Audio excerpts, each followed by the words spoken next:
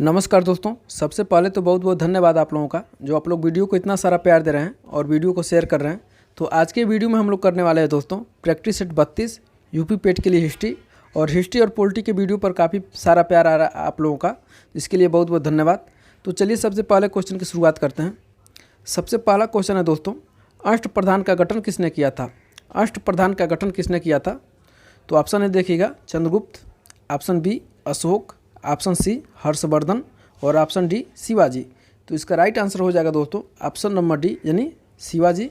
अष्टप्रधान का गठन शिवाजी ने किया था। प्रशासन में सहायता और परामर्श के लिए 8 मंत्रियों का गठन शिवाजी ने किया था। आगे बढ़ते हैं क्वेश्चन नंबर 2 की तरफ। क्वेश्चन नंबर 2 देखिएगा, काफ़ी महत्वपूर्ण है। गुप्त सम्राट जिसने हूणों को पराजित किया। गुप्त सम्राट जिसने हूणों को पराजित किया।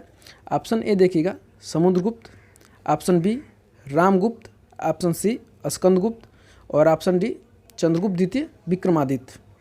तो इसका राइट आंसर हो जाएगा दोस्तों, इसका राइट आंसर होगा ऑप्शन नंबर सी यानी गुप्त सम्राट स्कंदगुप्त ने हूणों को पराजित किया था। और क्वेश्चन में आपसे पूछा जाएगा कि कौन ऐसा गुप्त शासक था जो बीड़ा बजाना पसंद करता था। तो बीड़ा बजाना कौन पसंद करता था? तो समुद्रगुप्त पसंद करता था। एक क्वेश्चन यहाँ पे आप लोग जान गए। आगे बढ़ते हैं क्वेश्चन इस पे चंद्रगुप्त द्वितीय विक्रमादित्य को। तो चंद्रगुप्त द्वितीय विक्रमादित्य ने क्या किया था? तो सबसे पहले जानिए चंद्रगुप्त द्वितीय विक्रमादित्य को क्या कहा जाता है? तो सक्कारी कहा जाता है। सक्कारी कहा जाता है, यानी ये शक शासक को पराजित किया था। आगे देखते हैं क्वेश्चन नंबर 3 की तरफ। क्वेश्चन नंबर 3 आपका शेर ए पंजाब नाम से किसे जाना जाता है? शेर ए पंजाब नाम से किसे जाना जाता है? फैक्चुअल टाइप का क्वेश्चन है। ऑप्शन ए देखिएगा राजगुरु को, ऑप्शन बी भगत सिंह को, ऑप्शन सी लाला लाजपत राय को और ऑप्शन डी उधम सिंह को। तो इसका राइट आंसर हो जाएगा दोस्तों ऑप्शन नंबर सी यानी शेर ए पंजाब लाला लाजपत राय को कहा जाता है। आगे देखिए क्वेश्चन नंबर 4 जो काफ़ी महत्वपूर्ण होगा आपके लिए। ये बहुसंगीतियों से संबंधित क्वेश्चन है। कनिष्क के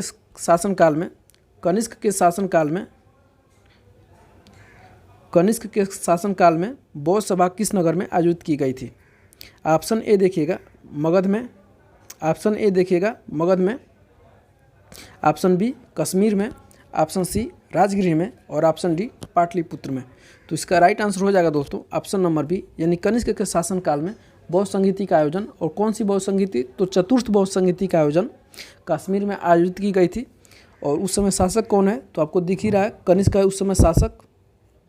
और उसके अध्यक्ष कौन थे? तो अध्यक्ष वसुमित्र थे। और उपाध्यक्ष आपसे पूछा जाए तो अश्वघोष थे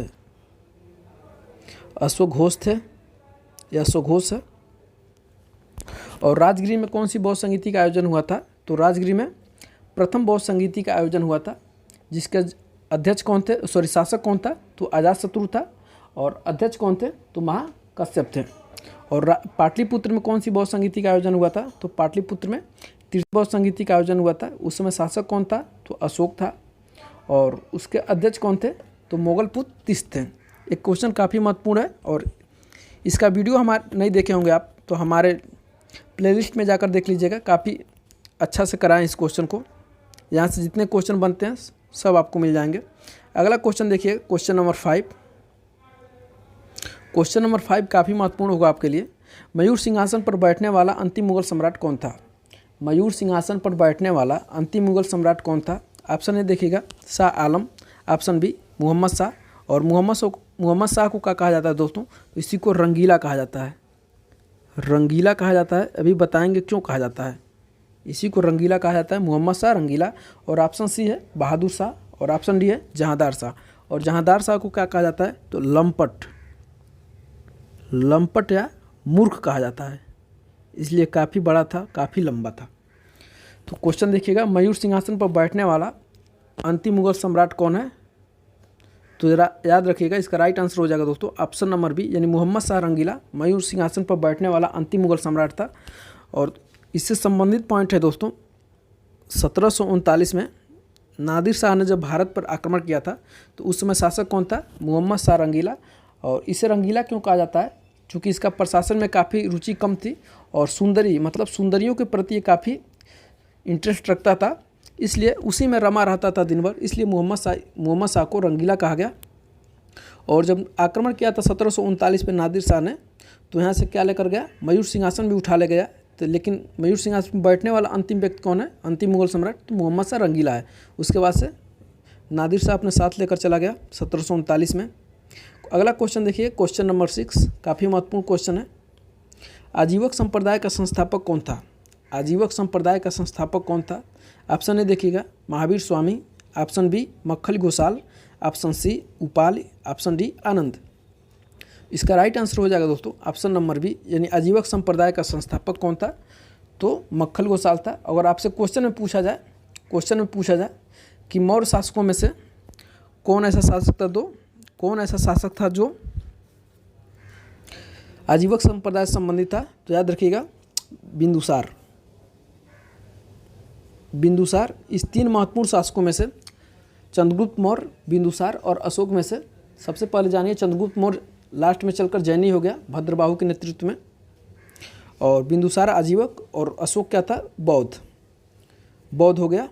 आगे बढ़ते हैं क्वेश्चन नंबर 7 की तरफ। क्वेश्चन नंबर 7 देखिएगा दोस्तों, पानीपत के युद्ध में बाबर को जीतने का मुख्य कारण क्या था? पानीपत के युद्ध के बारे में बाबर को जीतने का मुख्य कारण क्या था?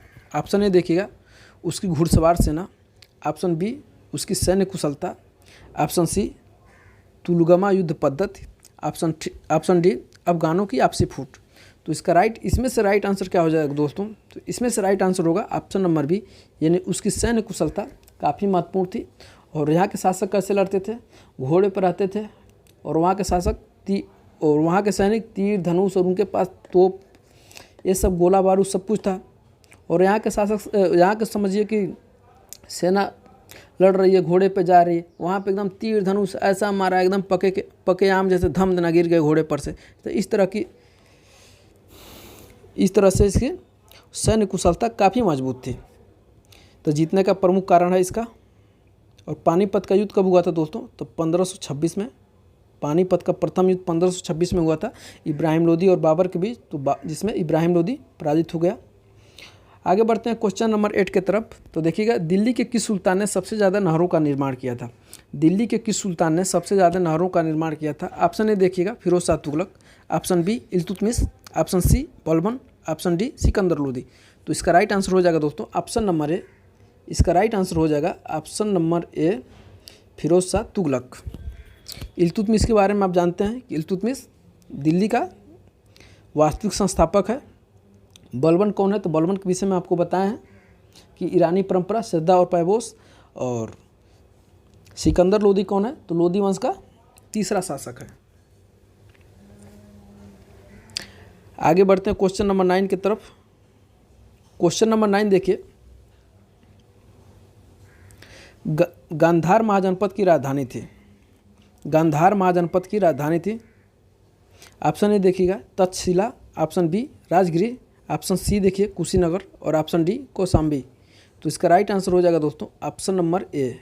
ऑप्शन नंबर ए, इसका राइट आंसर हो जाएगा ऑप्शन नंबर ए। गांधार महाजनपद की राजधानी तक्षशिला थी। और राजगिरी किस महाजनपद की राजधानी थी? तो मगध महाजनपद की राजधानी राजगिरी थी। आगे देखिएगा, कुशीनगर किस महाजनपद की राजधानी थी? तो कुशीनगर मल्ल महाजनपद की राजधानी थी। कुशीनगर मल्ल महाजनपद की राजधानी थी। और कौशाम्बी किस महाजनपद की राजधानी थी? तो वत्स महाजनपद की राजधानी थी। ये सब क्वेश्चन करा चुके हैं हम आपको पहले से ही। अगला देखिए क्वेश्चन नंबर 10। किस अभिलेख में रुद्रदामन की विभिन्न उपलब्धियां वर्णित है? किस अभिलेख में रुद्रदामन की विभिन्न उपलब्धियां वर्णित है? ऑप्शन ए देखिएगा जूनागढ़ अभिलेख, ऑप्शन बी भीतरी अभिलेख, option C Sanchi, option D Nashik. तो इसका राइट आंसर हो जाएगा दोस्तों ऑप्शन नंबर ए, यानी जूनागढ़ अभिलेख में रुद्रदामन की विभिन्न उपलब्धियां वर्णित है। और जूनागढ़ सबसे पहले किस भाषा में लिखा गया है? तो सबसे पहले संस्कृत भाषा में लिखा गया जूनागढ़ अभिलेख।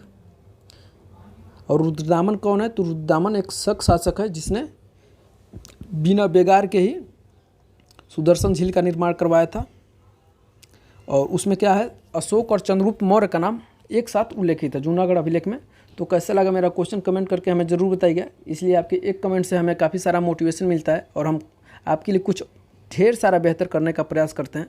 अगर आप अभी तक हमारे टेलीग्राम चैनल को सब्सक्राइब नहीं किए हैं तो डिस्क्रिप्शन में लिंक होगा, वहाँ से आप जाकर के ज्वाइन कर सकते हैं, ताकि सभी एग्ज़ाम से रिलेटेड PDF हम आपको प्रोवाइड कराते रहेंगे।